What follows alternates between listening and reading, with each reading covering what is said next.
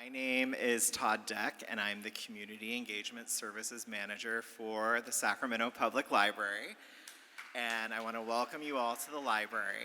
I started my position about 7 months at the Sacramento Library, and on my first day on the job, I got to take a tour of the Sacramento Room, and I saw a really cool watercolor painting by the artist Gerald Silva, and it depicts several iconic Sacramento writers. And one of the writers really stuck out to me, and that writer was Ann Bannon. And when I did a little bit of research into Ann Bannon, I thought it'd be cool if Ann could come speak. And I sent an email to Ann, and she responded positively to it. So before I go into more of the introductions, I do want to thank the Lavender Library for being here today, particularly Erin Benedetti for helping us along the way and providing some information on the oral history project that they're doing.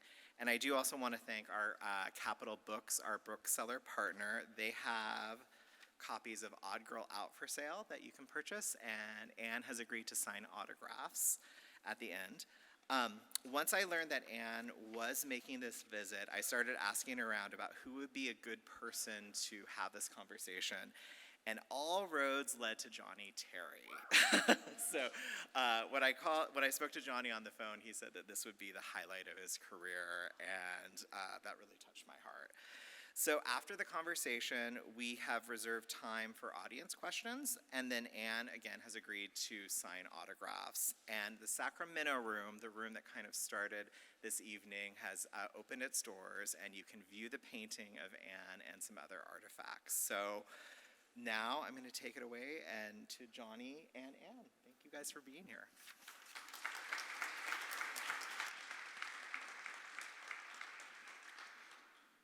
Greetings. Let's see. Is it on? Yeah, there we are. Greetings, everyone. My name is Johnnie Terry, and I'm a full-time professor of LGBT studies at Sierra College in Rockland, and I'm also a lecturer at CSUS in a class on gender and sexuality.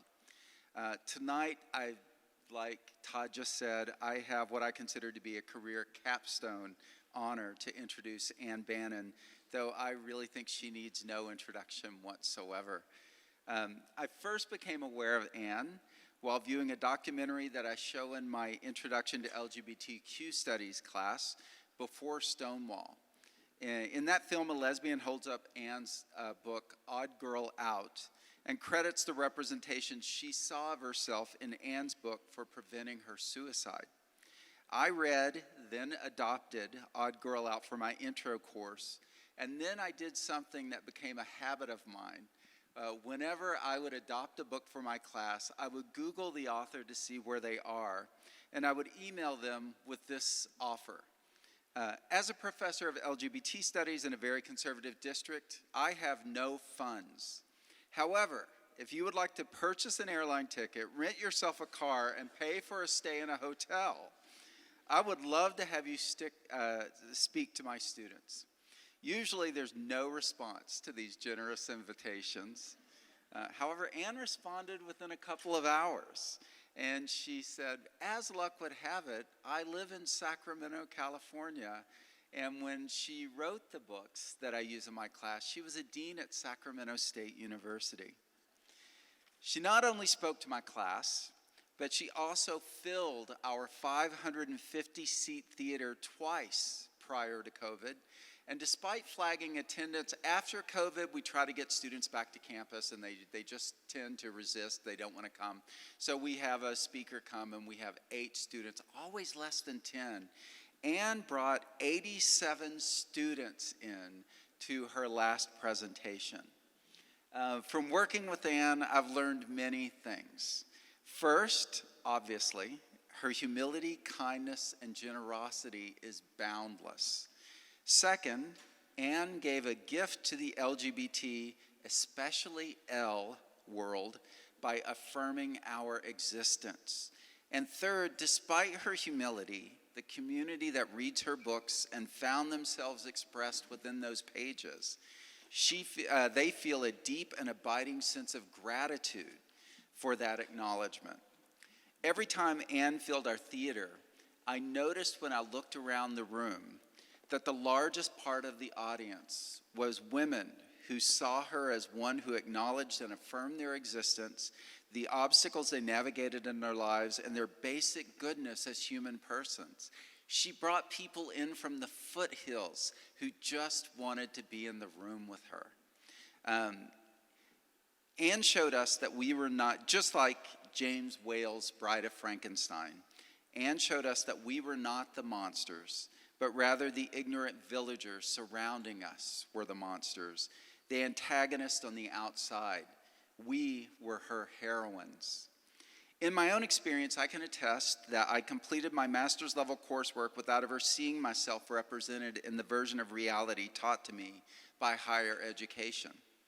Adrienne Rich famously wrote, "When those who have the power to name and socially construct reality choose not to see you or hear you, when someone with the authority of a teacher, say, describes the world and you're not in it, there's a moment of psychic disequilibrium as if you looked in the mirror and saw nothing.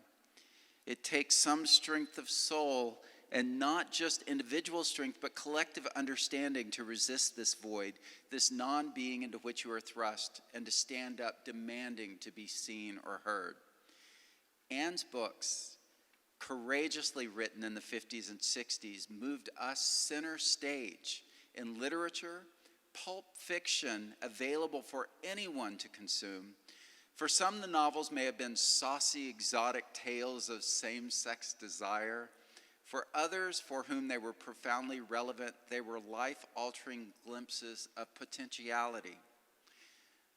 With book banning, don't say gay, anti-gay, and trans non-binary erasing legislation sweeping the states today, and with high school boards deeming it legitimate to require parental permission for library books to acknowledge the existence and experience of LGBTQ persons, including LGBTQ children or children with LGBTQ parents, Anne's oeuvre is powerfully salient. In my classes, when I use one of Anne's books, I receive comments like the following, these are taken directly from my online classes, these quotes. Referring to Odd Girl Out, a student wrote, "When Beth gave Laura a back rub upstairs in the attic of the sorority house, it was electric. I've recently felt that feeling for the first time." And the author captures it perfectly. Referring to Bebo Brinker, a student wrote, "I know I have the internet and there's so much there for me to peruse, but this is the first time that I've read an entire novel dedicated to someone like me. Can you recommend more books for me to read?" I did recommend more books, and I also recommended the Lavender Library. And this one that I love, this semester, this immediate past semester. When I started reading Bebo Brinker, my mom walked into the room and screamed. She took the book away from me, and before returning it to me, she read it cover to cover. I have two moms, and mom number one, the one who confiscated my book, remembered reading this shortly after she came out. She was so excited to see it again, she read it in 4 hours. Now that I'm reading it, we have some fantastic conversations. There are things that I don't understand, times I don't understand what is happening, sort of like what happened when I first encountered a dial phone. I would ask my mom, and she explained it all. This book excited my mom when she was younger, and now discussing it, she's a hero, has brought us closer. Thank you for using it. In my mind, and for many of my LGBTQ siblings, Anne Bannon gave us that first look at ourselves, and it was kind, gentle, and supportive.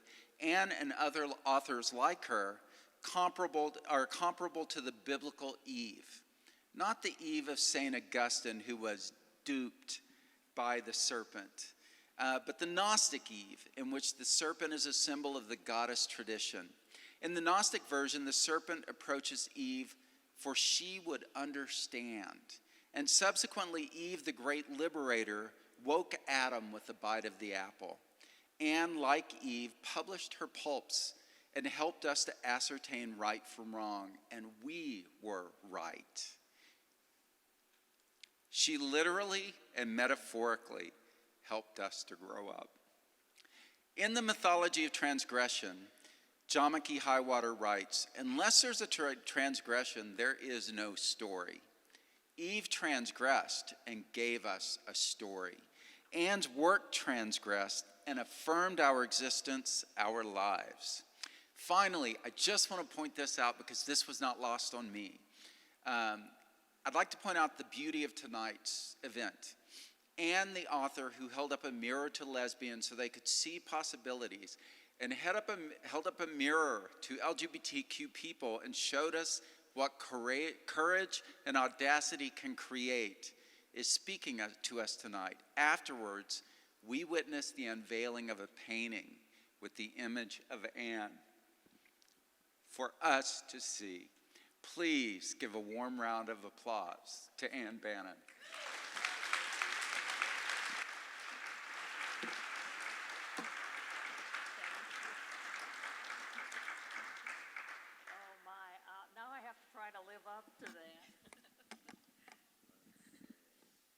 Is this on? I think it is. Okay, great. If I could live up to that, maybe I will have achieved my life's goal. Thank you very much. I'm delighted to be here this evening to share some memories with you and some good hopes for the future. I used to think in my long life that I had seen it all, and now having reached my 90s, I would have nothing new to surprise me. But then Donald Trump happened, and an ill wind blew in the momentous, against the momentous advancement of more progressive forces. Some of what I remember from the past will probably sound distressingly familiar to what is going on today. But there's always cause for hope. You never give up. Even political feuds subside. And in the 90s, now that I'm here, I find they're not so bad. Actually pretty good. I'm glad to be here. It's a surprise to me. I think Alice Roosevelt said it best. She said, first you're young, then you're middle-aged, and then you're wonderful. Looking at someone old when you're young can be sort of disorienting. I think you must feel as if you're looking at a visitor from the past, maybe even another country. Some of you have heard the old saying that the past is a foreign country, and they do things differently there. There's no doubt about that. They even speak a slightly different language. That was one of the reasons I think people enjoyed reading my books, that you could find out how young people in the gay community, such as it was back then, talked to each other. What did they say? What was the slang everybody was using? Now it's gone, much of it. It's outdated.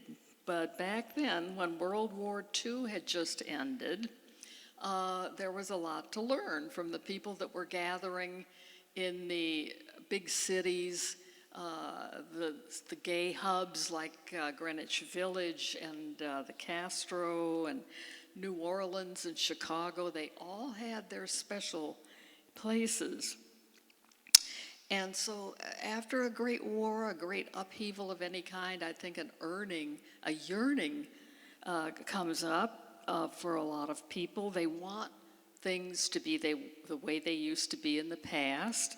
They want them to be predictable, traditional, and reassuring, because they've just been through a lot. And so that was my world in the 1950s. It was almost 70 years ago that I sat down and began to write about the love that, as Oscar Wilde put it, dare not speak its name. But now it was starting to shout the name. We were all feeling very brave and very impatient with the slow pace of change.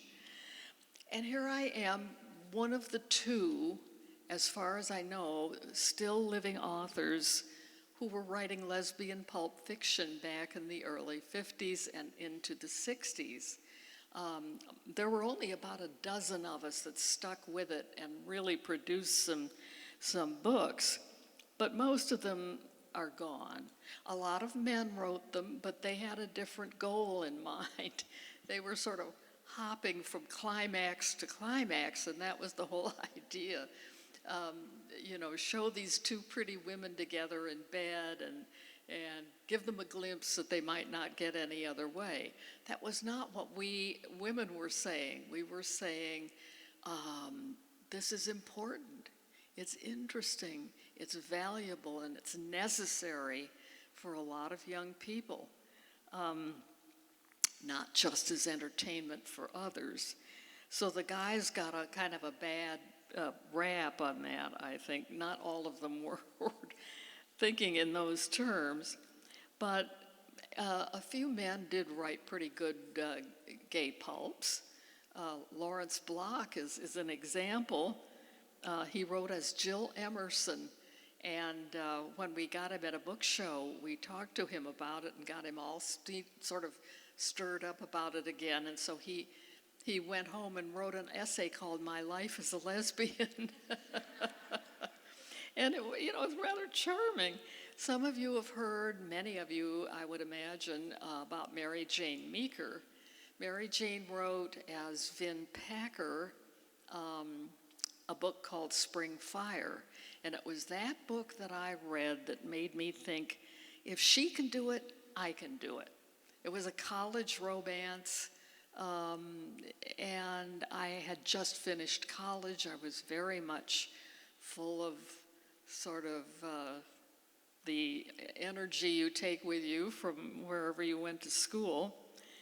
So it's interesting to think about why we did it in the face of all the outrage and indignation that we got from people around us who picked up on this and thought we were misbehaving very badly and bringing shame and dismay to our parents, which was not all that difficult to see.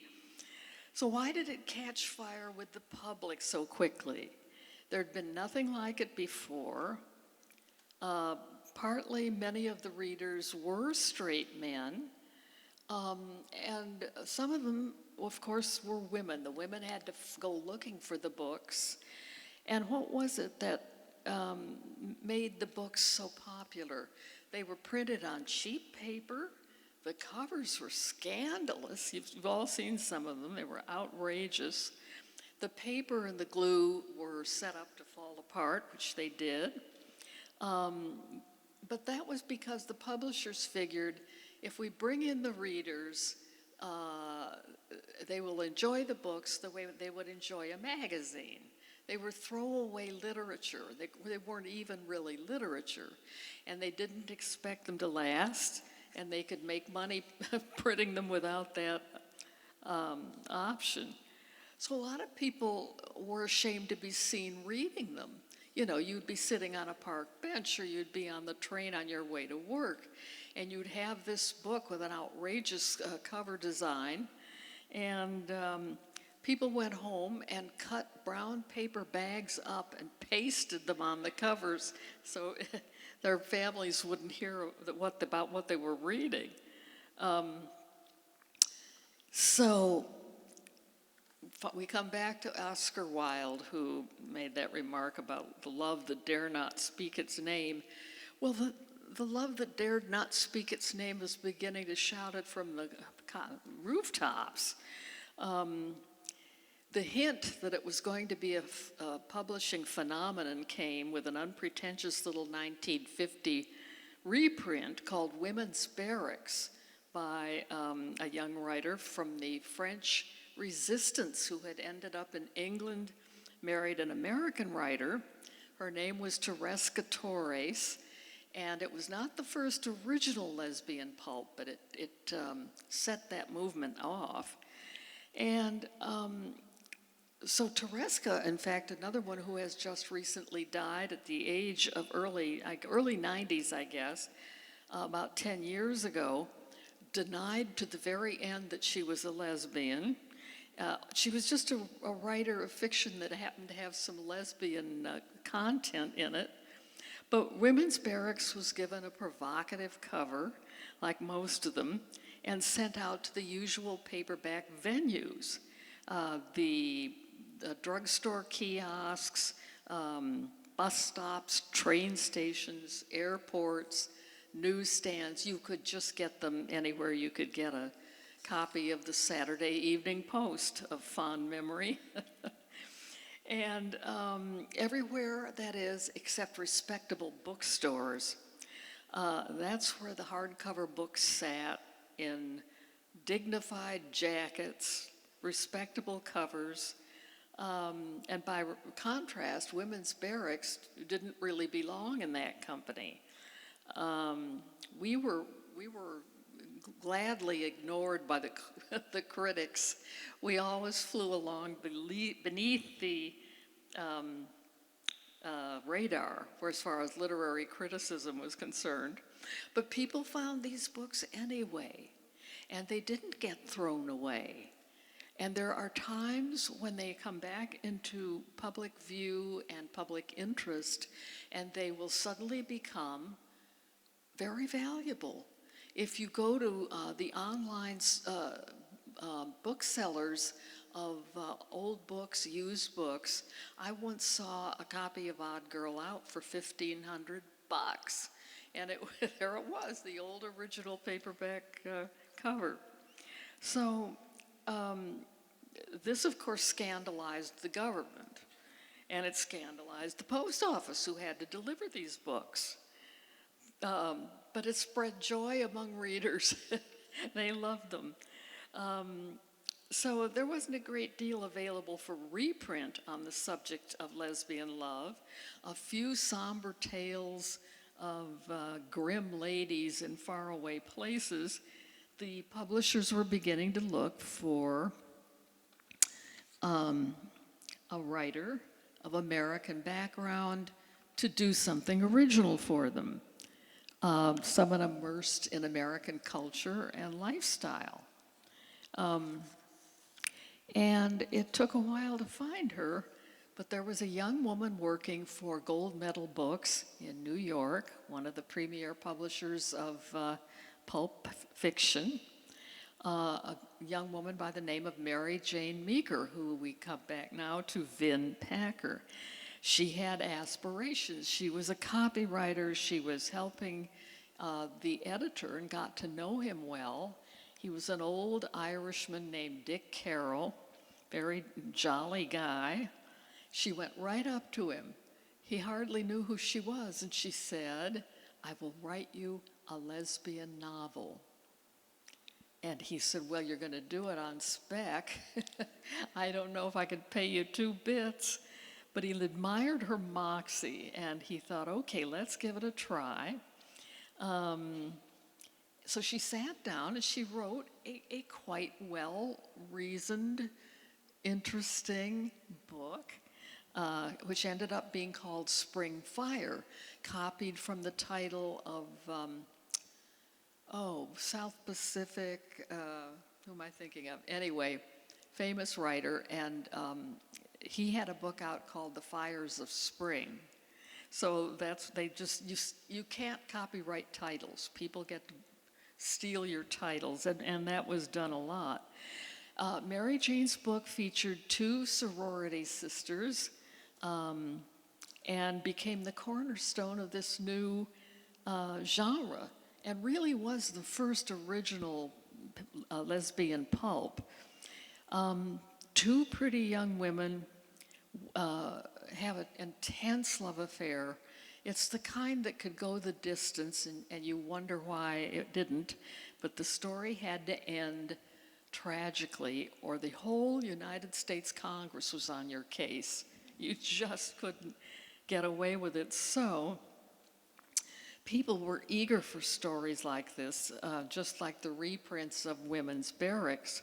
Mary Jane's original story sold more copies than any other paperback in 1952. So she gets the credit for starting all this. It was James Michener that wrote The Fires of Spring. Anyway, so they're the two girls on the cover of the book in their little pink petticoats, and they've been interrupted in an intense moment, but this ignited a firestorm of fan appreciation, and this was no reprint. This was a young American woman who figured out that there really was an audience for these stories. So suddenly everybody, not just the gold medal editors, but everybody in pulp publishing was scouting around every corner for the golden lesbians at the end of the rainbow. Who would be the next writer to catch this unforeseen wave of fascination with women who loved women? What had created it? Well, it had been there all along. It had always been there, all around the world. There are still cave writings in Norway and Greece. You walk into the town in Athens, and there are posters up. Would you gentlemen like to see two pretty young women having fun together in bed? Well, you go to Madame Sophie's on such and such of an alleyway. And in Norway, can you believe, still carved into the rock, same message. We have two girls for you. And this goes back millennia. So it's a perdurable interest. There were plenty of takers for those books, but proving that the more things change, the more they stay the same. The fascination with gay life and gay people continues to this day, stronger than ever. And it was fanned into flames, I think, to some degree way back in World War II. Imagine being one of 5,000 young men, for example, confined to a battleship in the middle of the Pacific Ocean for weeks on end. What does one do? What would it be like? What are all the other guys thinking about? What about a barracks full of young women serving as nurses and support staff, isolated for months on end? What were they doing? There's a story that one young woman was called into the office of General Eisenhower during the period of the war, I guess in North Africa.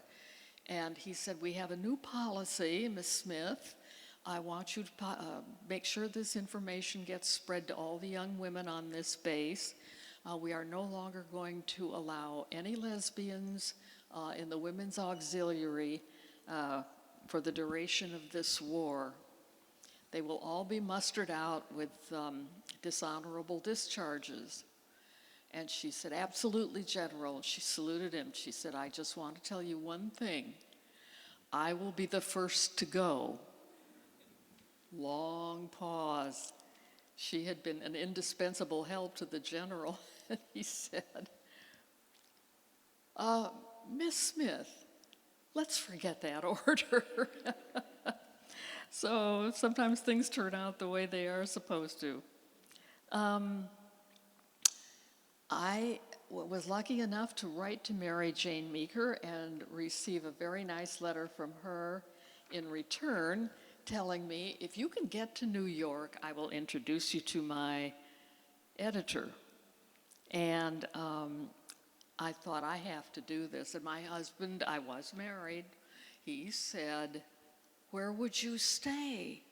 So I quickly wrote to Mary Jane. He's very worried about that. What accommodations would there be? She said, "Well, you'll stay with me, but don't tell him that. There is a women's hotel in New York, and we'll get you set up there with reservations." Well, that's what we did. And I went. It was kind of fascinating. We got well acquainted. We went to meet Dick Carroll, her editor. He became the editor because he was an old movie guy, and he knew everybody in Hollywood. So one of the things Gold Medal Books was good at was getting your book into the movies. So I had my fingers crossed about that. Again, there were so few of us writing these books. Marion Zimmer Bradley, Valerie Taylor, Paula Christian, Patricia Highsmith, she only wrote one, but she wrote one, and me, Mary Jane, under several different pseudonyms. I think we were very cautious about hurting our families, and we didn't know what would happen to ourselves if we did this. But despite the dangers and the difficulties, we were writing. Our books sold in huge numbers, and both to men and women. People who became the LGBTQ plus community, but it didn't exist then. We didn't even know how to find each other. Many of us thought we were the only one, especially the women, because women tend to be more closely, they called it protected by their families.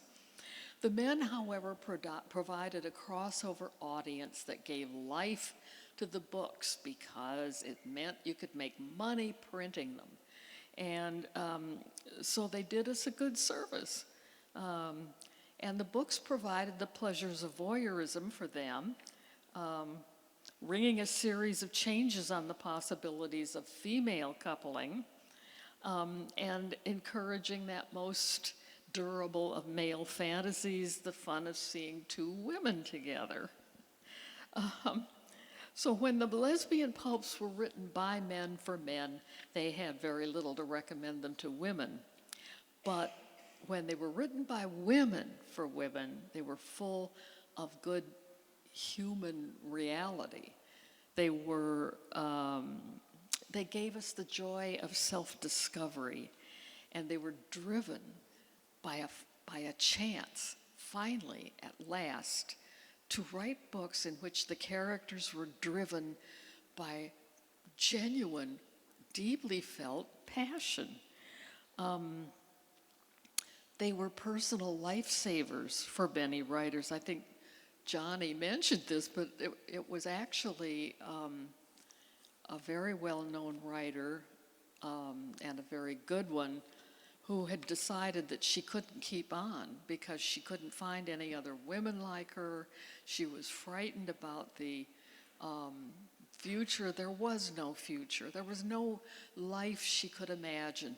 She didn't take the way out that so many of us did, which was to marry and have a family. I don't think any of us regarded having a family as a mistake, but getting married, I mean, what else were we going to do? You could be a librarian, a teacher, or a nurse if you wanted to work. So life was very proscribed or circumscribed in those days.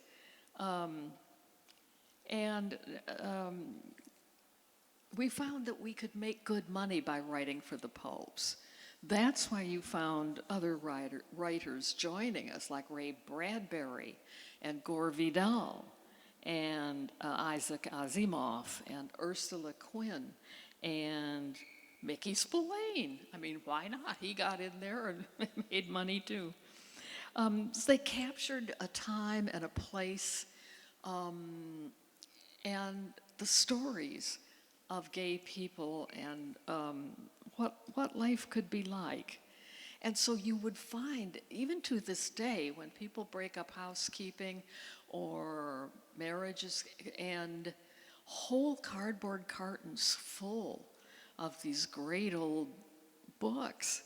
And some of them are wonderfully written. They earned their the money they made. So who were the women who bought these books and cherished them in the 1950s and 60s heyday? They were girls in Economy, Indiana, Woonsocket, Rhode Island, Wagon Tire, Oregon, all over the place, who for the first time in their lives were reading about themselves, their lives, and knowing that they weren't the only ones. That was why people were tempted to give up. But I want to finish my story about the girl who was suicidal. there was a little bit more to it. She was on her way to jump off the bridge, very literally in her hometown. And as she walked past the drugstore, some whim suggested to her that she go on in. Maybe there's something, maybe somebody will say something. And she was about to turn around and go out, and she saw the shelves of pulp paperbacks, and she saw the cover of Odd Girl Out, which is, again, two girls sitting on a bed. And she went over and grabbed it. I think it was 25 cents in the old days. And she walked out on the bridge, and she looked at the water, and she looked at the book, and she sat on a bench on the bridge and opened the book, and she just sat there until she had read the whole thing. And then, as she said to me, I got up and went home and had dinner. I lived. I wasn't alone. There were others. There was such emotion in her voice, and I have never forgotten it. And I also didn't know until she told me that story that any of my books had literally saved lives. But so it was a fraught time in the 50s and 60s. We had not known how to find each other. We didn't really have a publicly accessible community, town by town, where you could find somebody. You might have a crush on Mary in your gym class. Everybody had a crush on Mary in the gym class, but you couldn't talk to her. For all you know, she was in love with Bill, who was the basketball star. They were dating. So you couldn't, how did you approach them? How did you say anything without forfeiting your own little cover of normalcy, so to speak? It was tough.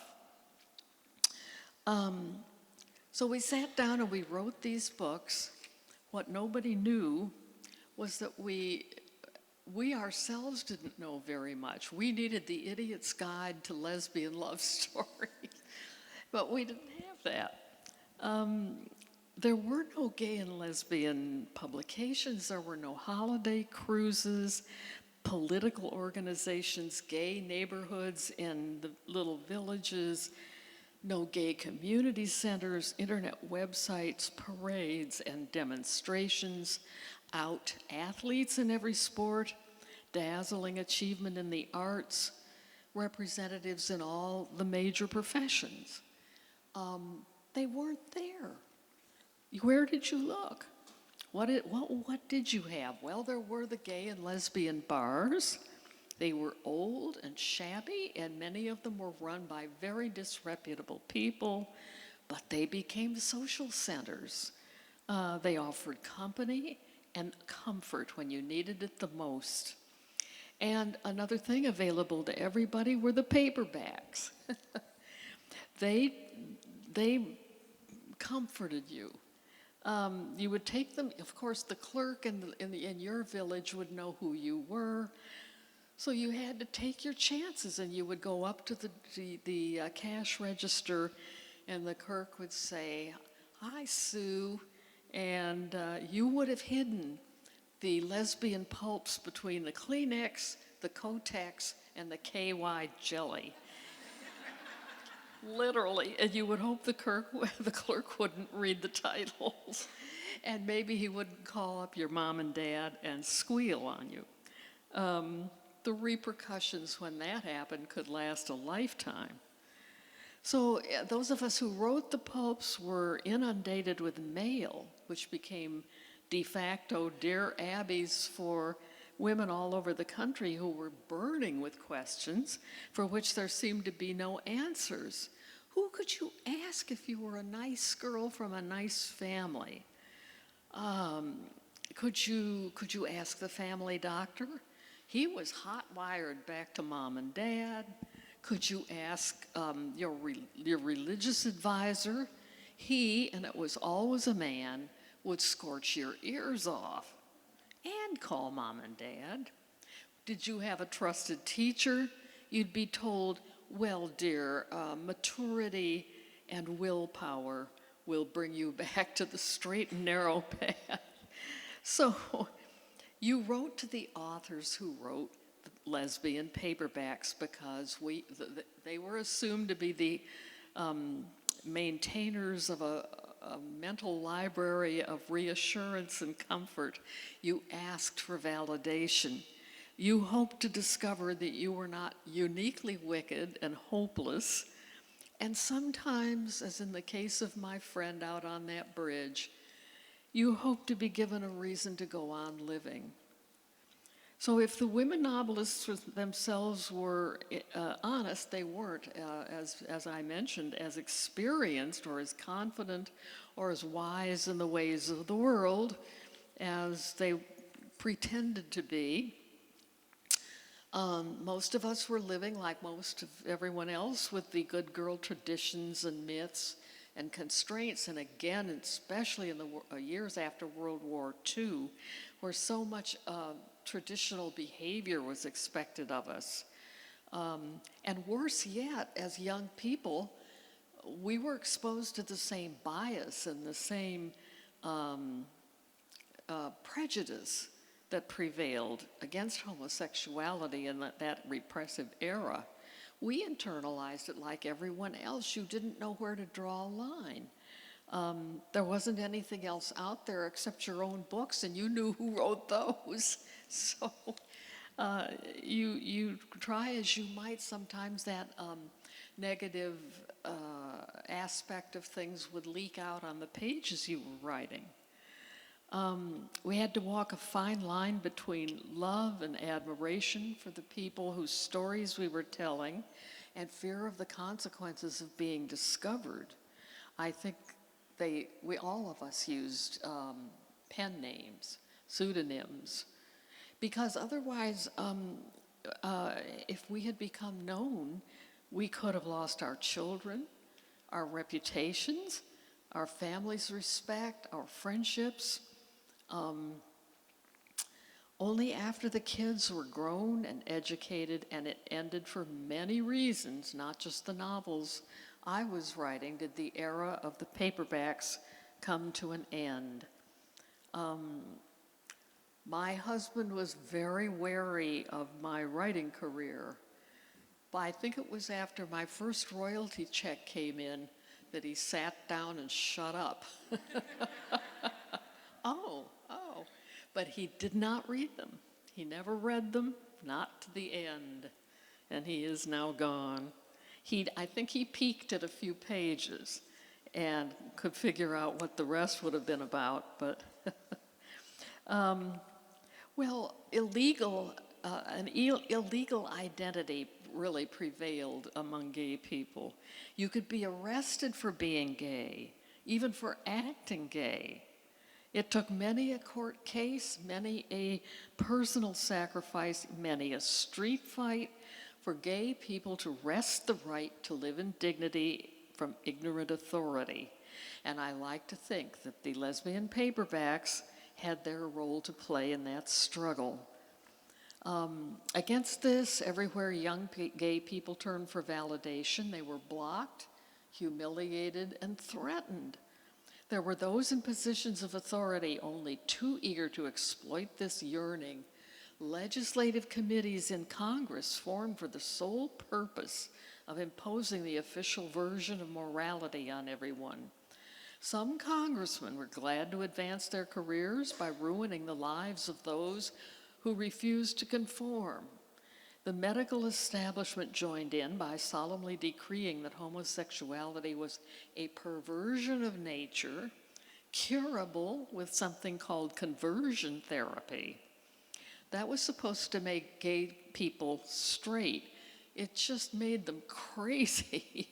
It was absolutely a hopeless effort on the part of very conservative people. And I am deeply saddened to see us trying to return to that, and I don't think it'll work. I think once you let the cat out of the bag, the cat is going to prevail. But it's sad to see it that people won't give up on that. One wonders how that therapy would feel if it were turned around and aimed at straight people. Okay, now everybody has to live like a straight person and we'll help you get there. Don't worry, dear. It'll all be fine. You'll love it once you try it. I mean, that's silly, but it's very difficult. So this was the days, of course, when government and military establishments refused to accept gay men, and which made them susceptible susceptible to blackmail. And why were they susceptible? Because the army wouldn't, and the army and the rest of the military would not let them keep their jobs if they were found to be gay. Catch 22. So the establishment did its best to impose its version of sexual convention on everybody. And the decade, throughout the so-called fabulous 50s, presented a facade of superficial compliance that was well maintained. But rumbling along beneath the surface at that time were the very first groundswells of anger and pushback and rebellion. How are you going to keep them down on their knees after they've seen Paris, the war, the workaday world, Greenwich Village, West Hollywood, the Castro? You aren't. They're going to get up. So the 50s became a decade before those, great social temblors, the women's movement, the civil rights movement, and the Stonewall Rebellion that launched the gay rights movement. There were days when the gay and lesbian bars were raided on a regular schedule. Can you imagine going out for a beer with a friend and suddenly the lights flash, the red and blue flashers come on, a bunch of cops come running through the door? If you got caught in those days, you were put in the paddy wagon and driven to the police station, and the next day they had given your name and the names of all the people they caught that night to the New York Times or the Chicago Tribune or the Los Angeles Times, and you would see your name in the paper, and so would your parents, and so would your children if you were an older person. Hundreds of thousands of people were doing the same thing you were doing the very same night. They were out having a beer with friends, but they were not in a gay bar. So the gay bars had a deal with the mafia guys and the people who owned the bars, and the deal was, we're going to come around about every 2 months, and we'll vary it a little bit, but we'll come in, it'll look very authentic, it will be an authentic arrest for those people, but we're not going to shut you down, so don't worry about it. And we'll only do this because we have to and because you pay us off, is how this is going to work. So a lot of money changed hands. If your name was published in the police log, you were tarnished forever. So why, under these forbidding conditions, did I and other novelists continue to write? Well, I think it was because we so much wanted to bring our fantasies to life, to have the lives we craved, in fiction, if not in reality. We would create them for ourselves, and to reach out to other women as isolated as some of us were.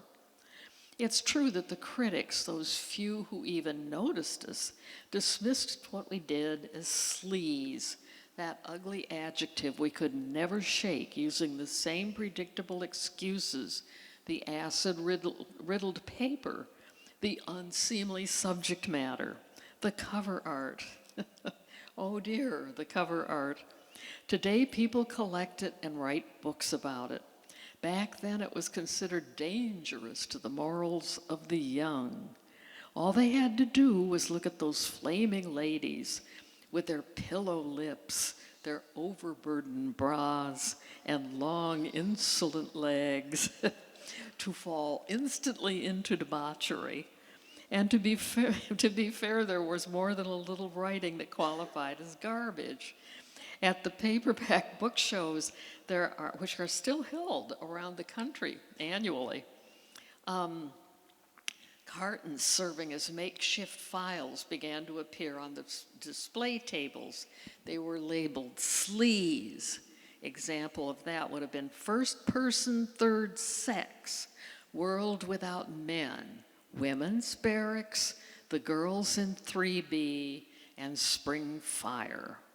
The next step up was a carton labeled Super Thieves, Sleaze, Ladder of Flesh, Satan Was a Lesbian, Killer Dyke, and White Thighs.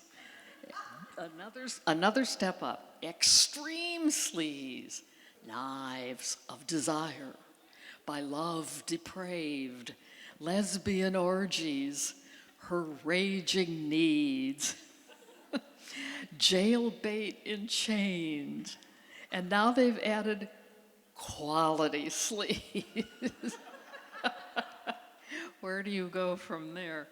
If you can't beat them, join them, I guess. So despite all this, we women who wrote lesbian stories did not think we were writing sleaze, and most of us that were serious about it were not. On the contrary, we thought we were writing compelling stories about the intense sexual attraction between women, about romance and love, and the sheer guts it took to find them and nurture them in an unfriendly world. We were speaking to an audience of women who were starved for connections with others, isolated with emotions they couldn't explain and couldn't find mirrored in their own worlds. In our way, we held up the mirror, not always a perfect reflection, alas, but often a comforting one. One of the crosses we had to bear was those early tragic endings.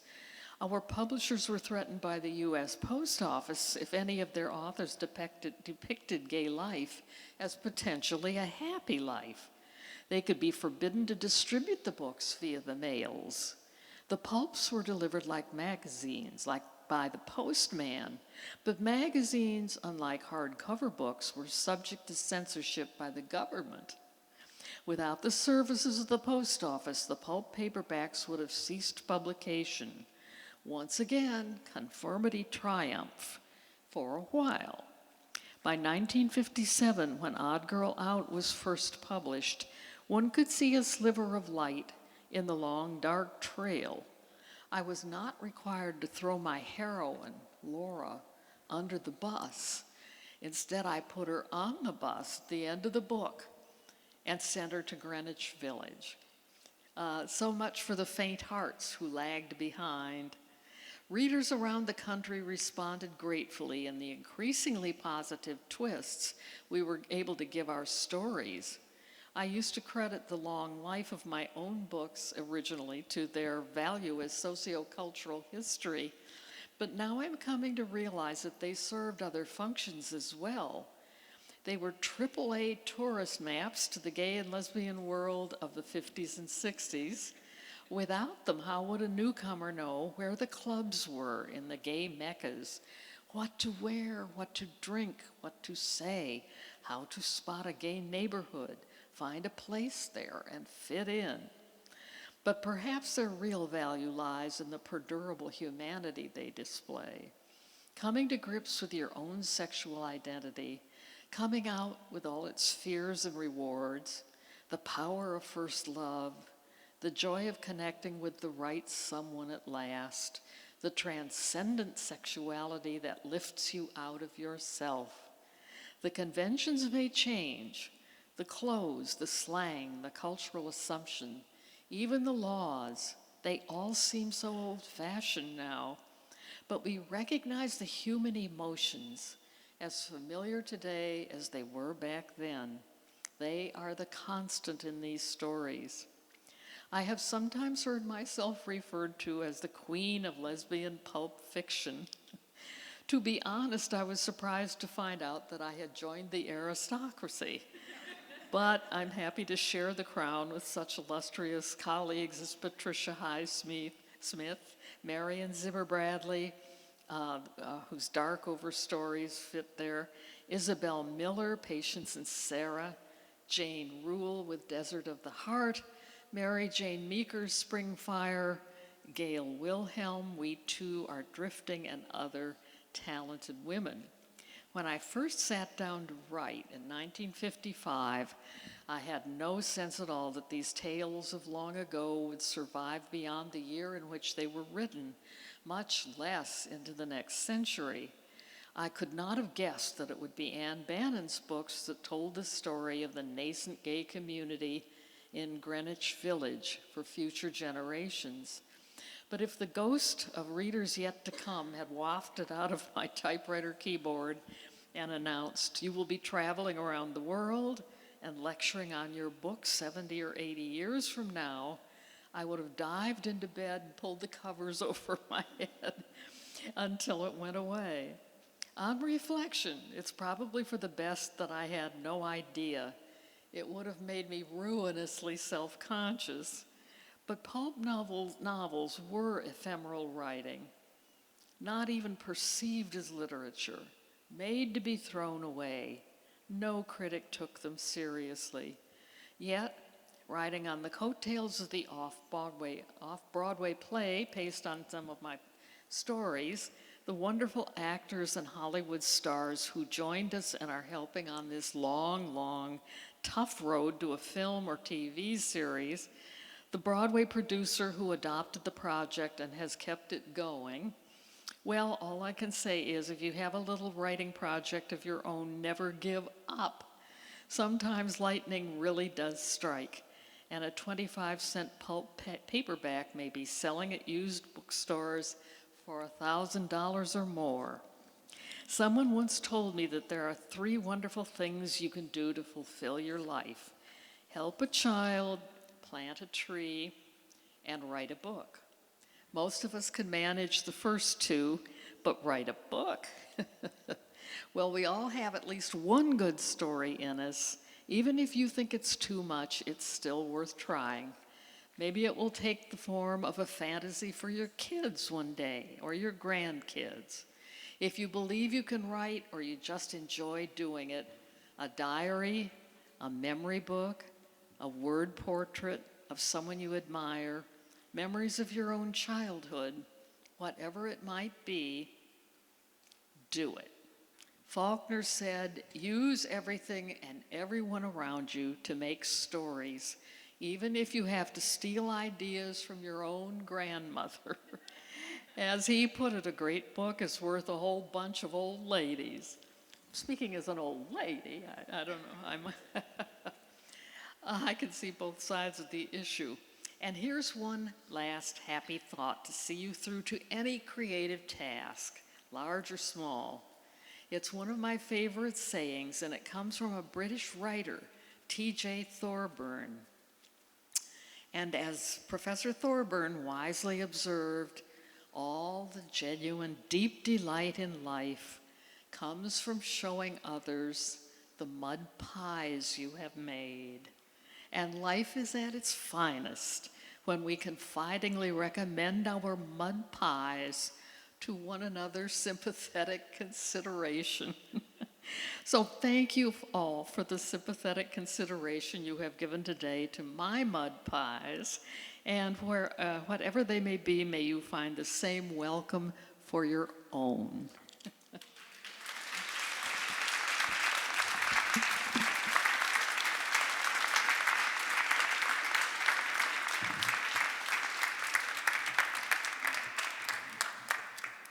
That was wonderful. Thank you. So we have time for some audience questions. So just head up to the microphone and ask your question.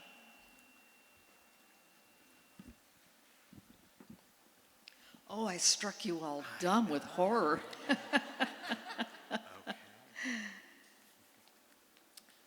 What brought you to Sacramento, and what were things like here for you then?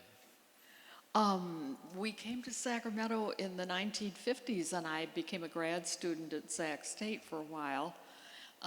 We lived over in, Sierra Oaks. But then we went down to Palo Alto because I was accepted in their graduate program in linguistics down there. So we came back because Sac State offered me a job. So. But we loved it. It was a quiet town. You always hear Sacramento being scolded for being a cow town. It wasn't that bad. It was pretty. They had some weird statuary on the K Street Mall. And coming from Chicago, I had a hard time getting used to the weather, but I quickly did. My kids went to school here for a few years and came back and finished high school. So we liked it. It was a nice place to be. I can't say it was very exciting, and I can't say that I ever had time between the kids and school and that husband, my daughter's dad, was a very nice man. He just didn't get it. So, but with all that going on and earning a master's degree and a teaching credential and trying to qualify to get into the doctoral program, I didn't have very much time to go exploring. And my mother kept visiting, which made it a little awkward. So I didn't really learn my way around until after I finished the doctorate. And then we had all the wonderful little bookstores, the Lioness, the Open Book? Yeah, Open Book, and several others. And of course, we had a gay paper. Mom, guess what? I know.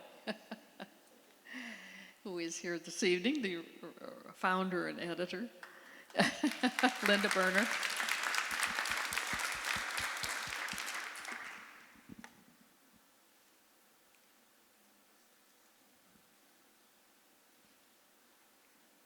Hi, I'm one of Johnny's past students. We read Odd Girl Out in his class, and it was wonderful, and so that's how I got introduced to you. And I'm just wondering if you have any of your books that you like more than others, and if so, why? Of the gay books? Or of my books? Oh gosh, I think Odd Girl Out is a very youthful picture of somebody who just finished college. And you know how they tell you to write about what you know. That was all I knew. The other one I like, though, is just fun, and that's the Bebo Brinker book. By the time I wrote that, I had met a lot of people in the gay community and in the Hollywood gay community, and been out there a number of times. It's incredible how slow and awkward and embarrassing it is to get a book converted to a play or a movie or a television show or something like that. It takes forever. But it's okay because you have wonderful adventures on the way. I have just met some delightful people.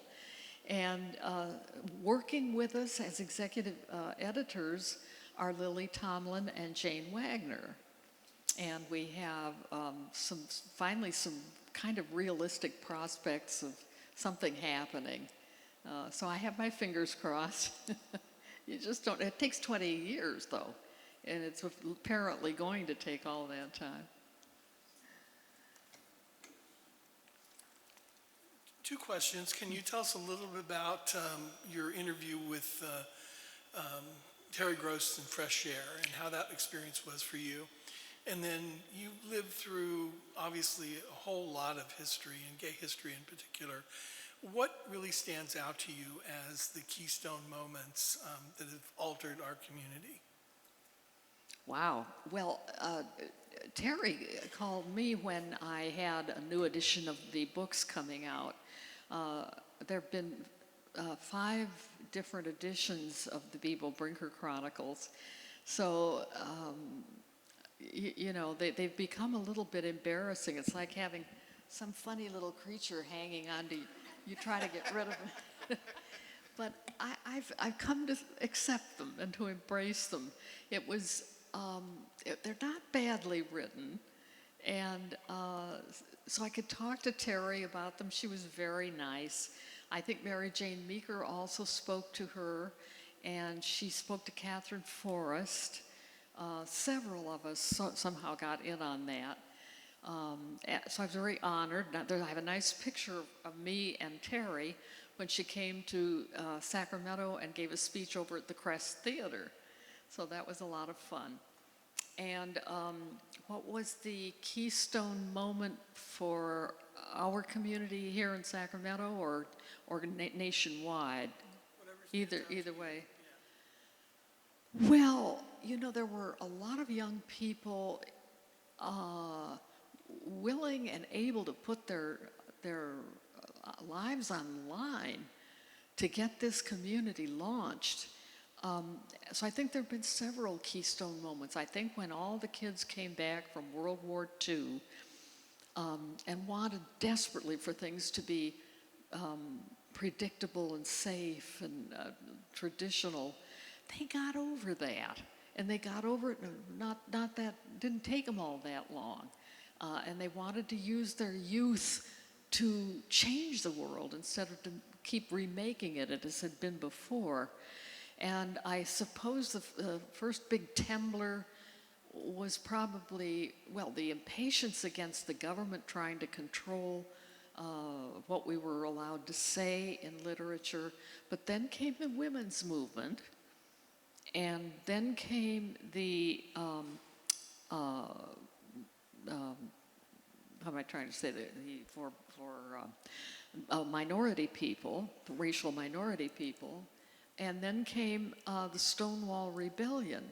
Now, other people had tried. There'd been very brave people who lost their lives trying to do these things.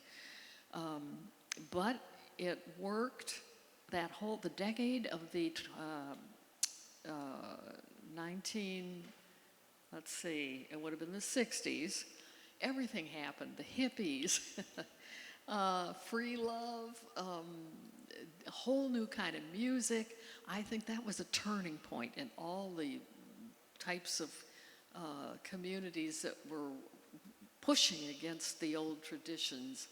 And while the Stonewall Rebellion gets a lot of credit, there was a lot going on out in San Francisco. New Orleans was busy and had a big gay community. So did Chicago.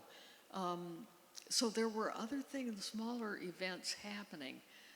And it just seemed to be the time when the Stonewall Rebellion lit the match, and everything was ready to move. And somehow there had been enough organizing.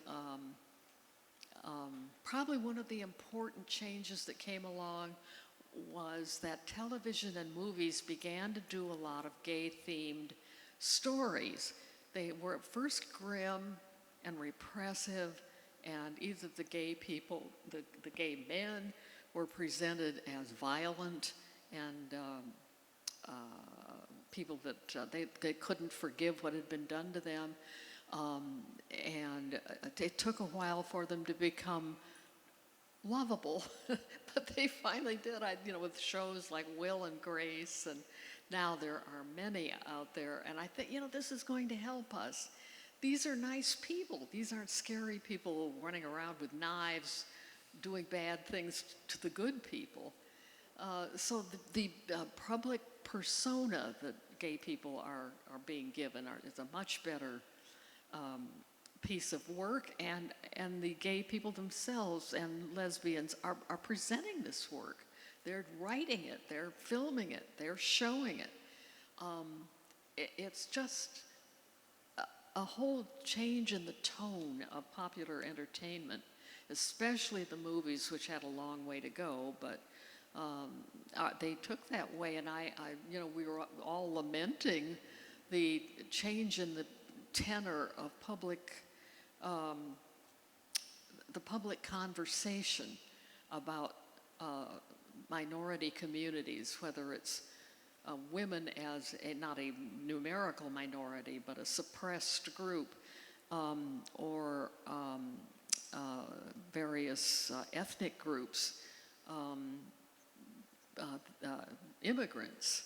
and the LGBTQ community.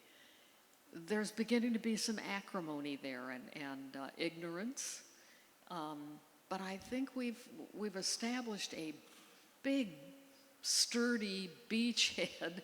I really do. I've seen too much in the way of change across 90 years, and I am an eternal optimist anyway. We're all just people, and when I think about it that way, I also think I wish I could take some of those fearful people who have to have somebody to hate or they can't think well of themselves and say to them, everybody gets to be who they are. Who else can you be? And you're the expert on that. You know who you are. And it's like how well would the let us say, straight community take it if they had to send their children in for conversion therapy to be gay? And it became the law of the land. That would give them a taste of their own medicine, but I think that would make everybody very defensive on both sides. That isn't the way to go. It helped a lot when Harvey Milk said, we have to stop pretending we're really straight. We have to be candid about who we are and be seen to be thoughtful, intelligent, creative, good people as gay and lesbian people. So I don't know. I don't know that I have all the answers, but those are some things I believe that are good for us and that help us a lot.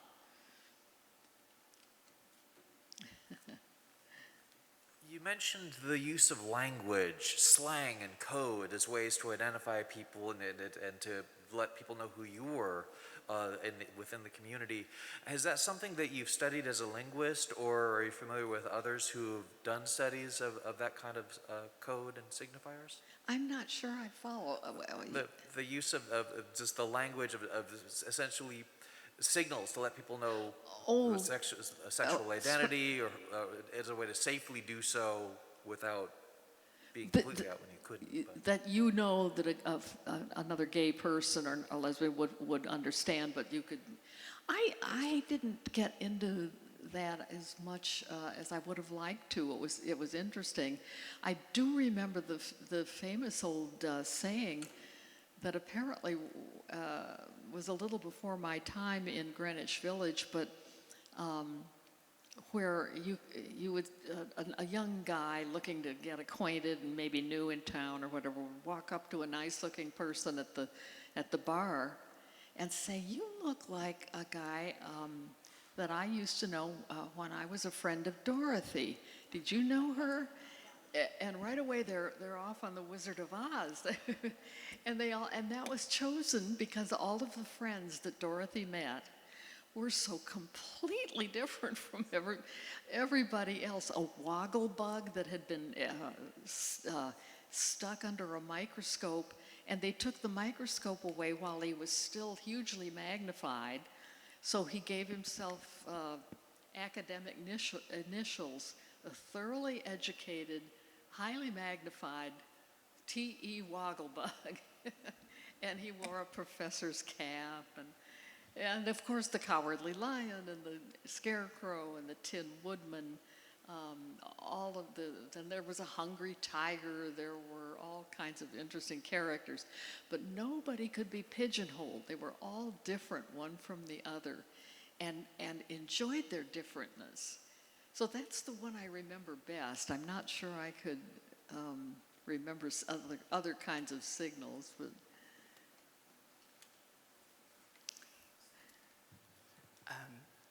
Would you mind sharing where you were when you heard about Stonewall in the newspaper, or maybe just one of the uprisings that happened during Pride Month? You know, like, where were you? What were you doing? How did you feel? Did you feel like there was a shift happening? Very much. Oh, yes, it was thrilling. It was a kind of an amazing thing that those kids were brave enough to do what they did. I found out only a few years ago that the woman who cuts my hair was there in Sheridan Square, where the old Stonewall Inn was and still is. They have realized what a gem they've got, so they've saved it, they've spruced it up. She was with her high school Civil Air Patrol group, and they had finished their evening's workout, whatever they were doing, and they went into a little coffee shop across from the Stonewall Inn, and all of a sudden I said, "What happened?" She said, all the cops arrived, many police cars, with their flashers going, and all these guys jumped out. They brought several paddy wagons because they were anticipating, an ordinary night. They were going to start out by just putting a bunch of kids in the paddy wagons, but instead the kids fought back. Wait, what? You're not supposed to do that. We just take you downtown, book you, and turn you loose. No, not this time. It was amazing, and the thing lasted, 3 or 4 days. It ended up with the cops stuck in the Stonewall Inn, and the kids outside wouldn't let them out. It was really amazing. So I had a first-hand description of that while she's chopping off my hair and telling me about this.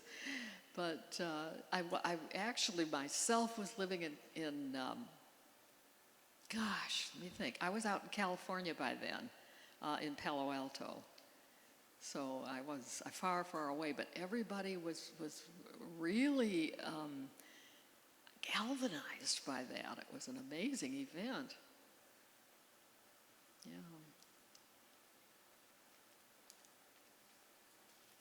Hi. Hi. I was just wondering, when you were writing your books, what was like your writing process like? Did you like outline what you were going to write? Like you knew what the story ahead of time, or did it just kind of come to you as you wrote it and just kind of felt like those emotions?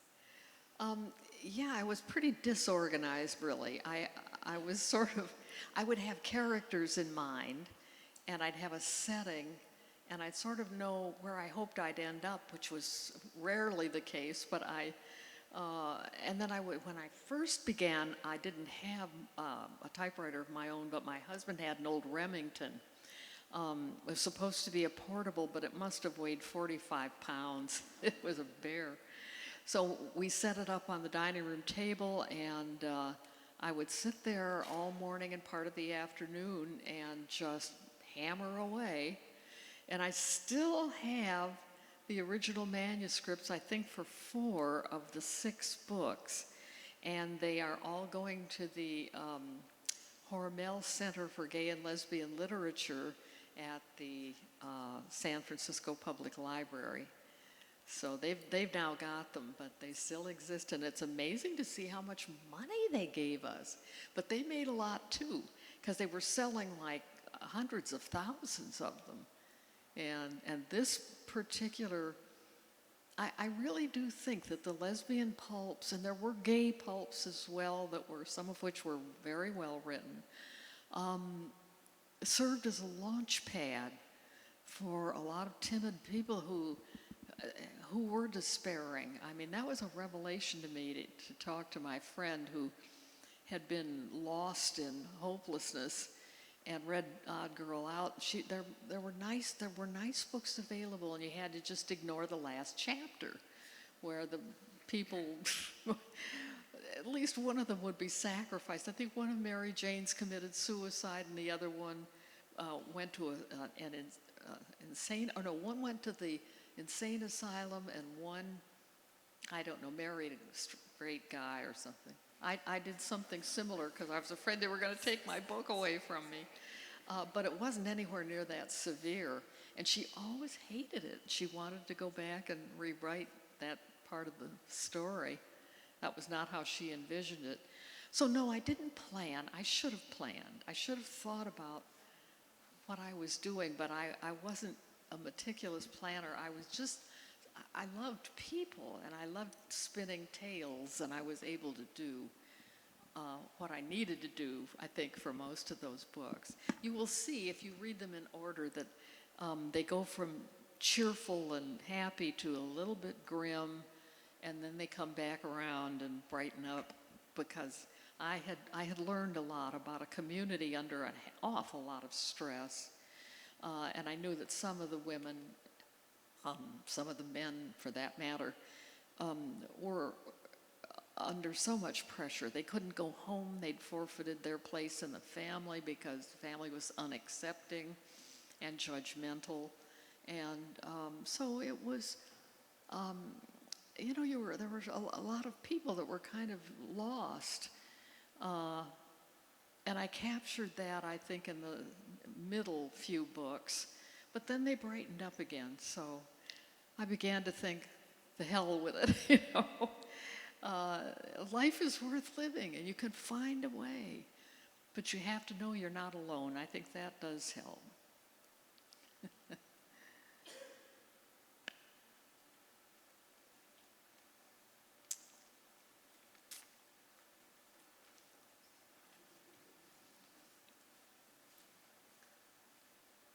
So I was wondering, what advice might you have for young people who want to learn more about their history and kind of connect with older generations of LGBT folks? Because I know for myself and a lot of my friends, we grew up in like very conservative areas, and we didn't really have a lot of access to our history or our culture. And then also there's been other things like AIDS epidemic that's taken a lot of our older generations away from us. And anyway, what advice can you give to those of us who are trying to foster intergenerational connection and get a better sense of our history and where we come from?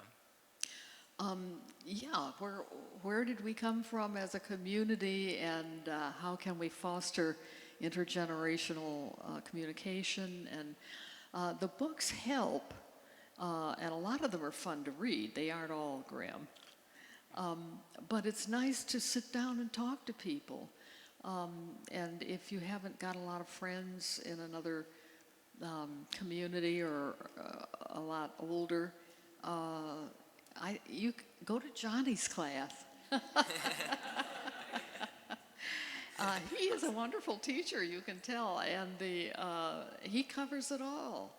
And he's got quite a range of stories that he uses. So by no means just the lesbian pulps. The men were writing too.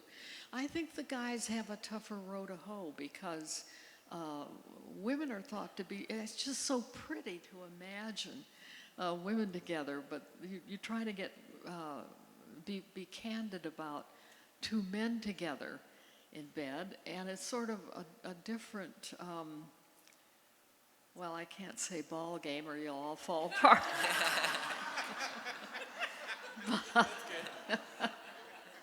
But it is different.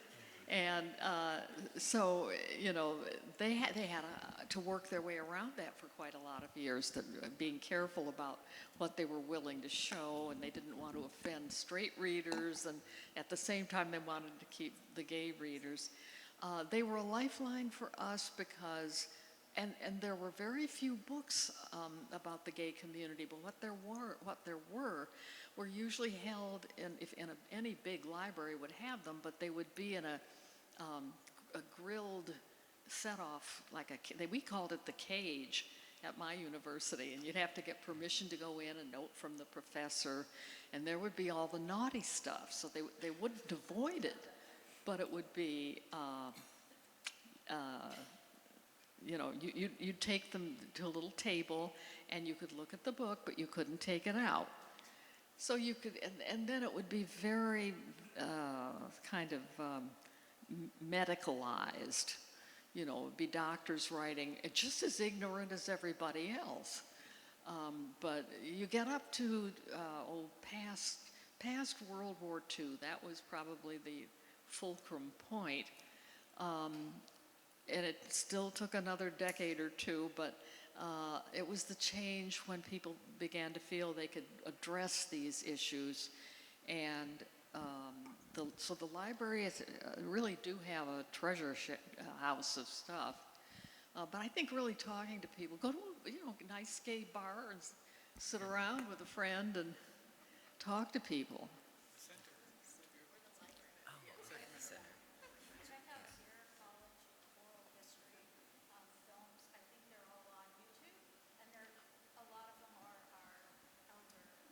Amazing. I'm going to write that in my notes. That's funny. Cindy points at me and I point at her. Because the Lavender Library has some great social groups and tons of books. But at Sierra College, the Intro to LGBT Studies, Queer Film History, they are online and asynchronous. So you can take the classes and not even come to campus if you don't want. But we also have them on ground in the fall. What's that? And we will talk about Anne a lot again. And I will cry when we talk about Anne the second time as well. Well, I think that was a great way to end it. Thank you both, Johnnie, Terry, and Ann Bannon, for a fantastic conversation. If you would like to get an autographed copy of Odd Girl Out, Anne will be signing over there, and Capital Books has them signed over there. And then please head up to the Sacramento room and check out the painting. So thank you so much for just a fantastic conversation. Really appreciate it.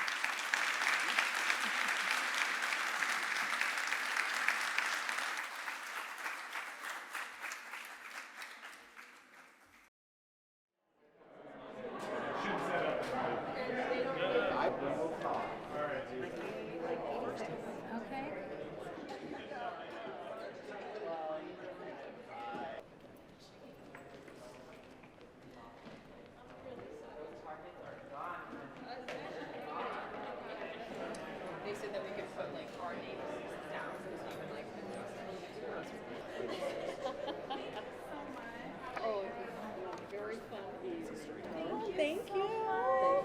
Have a great rest of your day.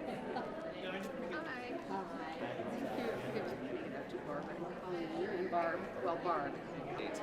Yeah, we just expanded our hours, so now we're open Friday nights, Saturday and Sunday afternoon, evening, and then Monday nights.